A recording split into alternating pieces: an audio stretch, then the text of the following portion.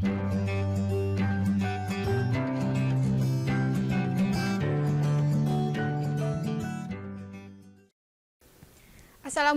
warahmatullahi wabarakatuh. Pada kesempatan kali ini, saya Age Hoirunisa akan kembali belajar bersama mengenai ilmu pengetahuan alam untuk SD atau sederajat pada modul ke-9, yaitu tentang kalor dan perpindahannya. Nah, yang pertama kita bahas adalah suhu dan juga kalor. Apa itu suhu? Suhu adalah suatu besaran yang menyatakan ukuran derajat panas atau dinginnya suatu benda. Sedangkan alat untuk mengukurnya itu sendiri adalah termometer. Dan satuan suhu yang paling umum digunakan di Indonesia adalah derajat Celcius. Dan sedangkan kalor adalah bentuk energi yang pindah karena adanya perbedaan suhu tersebut. Nah, secara alami, kalor itu berpindah dari benda bersuhu tinggi ke benda yang bersuhu lebih rendah. Kemudian satuan untuk menyatakan kalor adalah joule atau kalori. Nah, di sini ada tabel untuk menunjukkan perbedaan kalor dan juga suhu. Kita masih bingung. Nah, suhu ini menyatakan derajat panas atau dingin, sedangkan kalor merupakan bentuk energinya itu sendiri ya. Kemudian suhu tinggi menunjukkan bahwa benda itu cukup panas, sedangkan suhu rendah menunjukkan bahwa benda itu cukup dingin. Nah, sedangkan pada kalor mengalir dari suhu tinggi menuju suhu yang lebih rendah. Dan benda membeku itu artinya benda melepaskan kalor, sedangkan benda mencair itu artinya benda menyerap kalor dari lingkungannya. Kemudian pada suhu itu dapat diukur secara langsung menggunakan termometer, sedangkan pada kalor itu tidak dapat diukur secara langsung, tetapi harus dihitung. Dan satuannya, kalau suhu itu tadi Celcius, sedangkan pada kalor itu adalah joule atau kalori. Nah, selanjutnya adalah perpindahan kalor atau perpindahan panas. Ada 3 cara kalor berpindah. Yang pertama adalah radiasi. Radiasi merupakan perpindahan panas secara langsung tanpa zat perantara. Nah, pada gambar ini bisa kita lihat bahwa radiasi itu ditunjukkan oleh api yang berasal dari kompor yang menyebar ke tubuh kita saat memasak air. Nah, panas yang kita rasakan itu berpindah kalornya secara radiasi tanpa perantara apapun. Kemudian yang kedua adalah konduksi. Nah, konduksi ini merupakan perpindahan panas tanpa disertai perpindahan zat perantaranya. Jadi pada konduksi ini menggunakan zat perantara, tapi tidak berpindah si zat perantaranya. Contohnya adalah gagang panci yang menjadi panas saat lama-kelamaan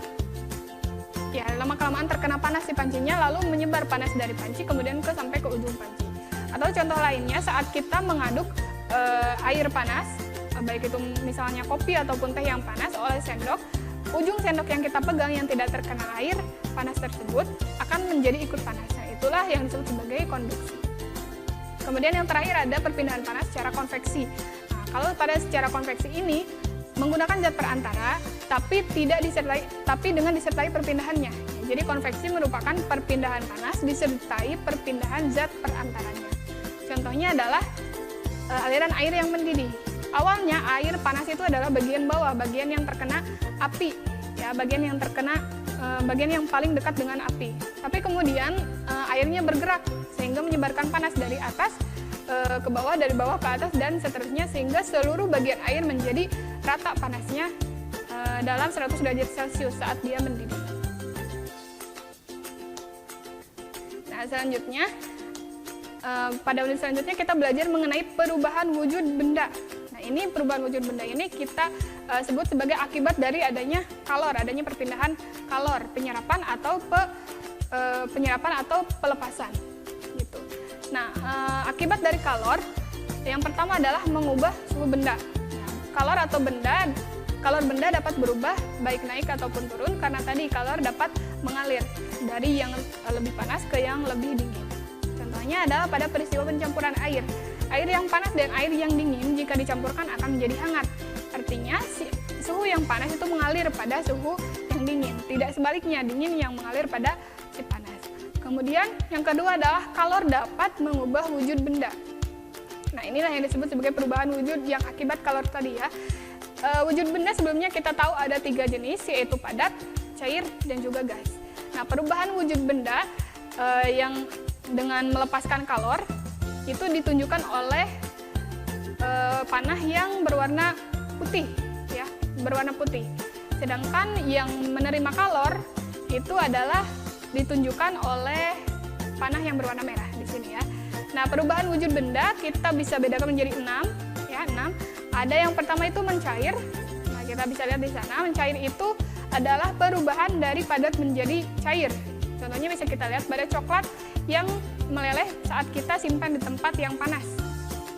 Atau es batu yang kita simpan di suhu ruang akan lama-kelamaan menjadi cair. Nah, itu perubahan dari cair menjadi dari padat menjadi cair. Itu artinya ada penyerapan kalor dari lingkungan sehingga kalor diserap dan menjadi lebih panas. Kemudian membeku. Nah, pada membeku ini sebaliknya ya, dari cair menjadi padat. Contohnya pembuatan es batu. Kemudian menguap. Nah, pada menguap itu terjadi perubahan dari cair menjadi gas. Nah, itu terjadi karena ada penyerapan kalor juga, berarti membutuhkan panas ya. Nah, peristiwa menguap contohnya adalah pada saat air dimasak sampai lewat mendidih sehingga air naik menjadi uap. Selanjutnya adalah mengembun. Nah, kalau mengembun sebaliknya dari menguap, yaitu perubahan dari gas menjadi cair. Ya, jadi titik-titik awan itu awalnya adalah gas, kemudian menjadi hujan, titik-titik hujan, berarti menjadi cair. Nah, itu merupakan proses pengembunan.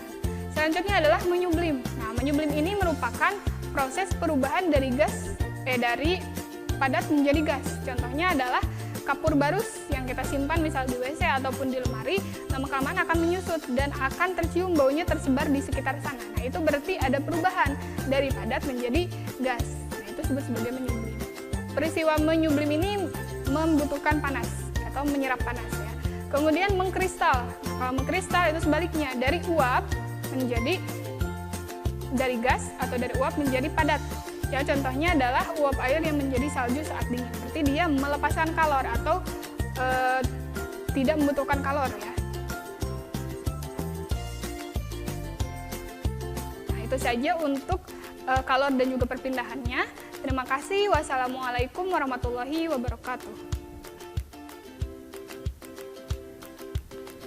Kunjungi sosial media lainnya seperti website kami di pkbmalfata.com, Facebook PKB Malfata Manunjaya, Instagram PKB Malfata Official, dan terima kasih telah klik video ini. Jangan lupa like, comment, share, and subscribe untuk menunjukkan dukungan kamu terhadap channel ini. Enjoy the video PKB Malfata.